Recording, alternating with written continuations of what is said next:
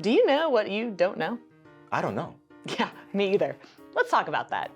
We often have seemingly spontaneous ideas and reactions that surprise us. We don't always realize what they are or where they came from, and we don't always realize how our own thoughts can translate into actions that can hurt us or others. This course will help you identify, adapt, and overcome your unconscious biases that might otherwise be crippling to your business, specifically as those biases apply to diversity and inclusion. If only I knew then what I know now. Right? Think about how many times you've said that.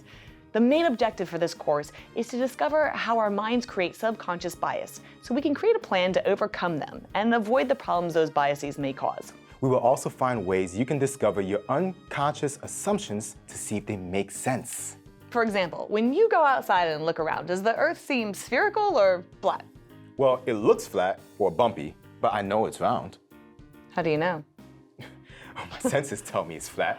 What I can see looks flat with bumps or hills, but science tells me the Earth is spherical. Oh, and there's the experience of others, like astronauts, who have seen the Earth from a different perspective. Exactly, and that's what we want to discuss. How can we view our own experiences from a different perspective? The problem is, our experience is limited by what we can physically do.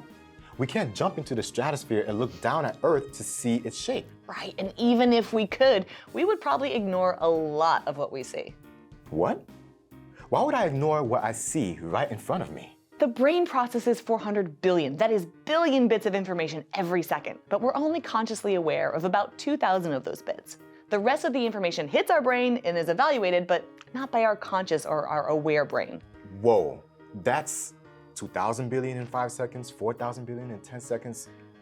I give up. That's a lot of information. So if we're only aware of 2,000 bits, what happens to the rest? Well, the rest of the 400 billion bits of information hits our subconscious and is often interpreted by our pre-programmed beliefs or shortcuts that our brain has created to help us navigate the world.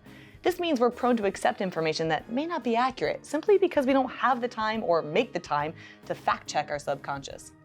Over the next several lessons, we'll explore together 3 types of these biases and how to identify and overcome them.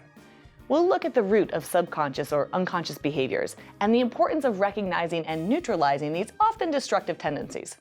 Finally, we'll explore how reliance on the subconscious can lead to ineffective and even unethical decision-making.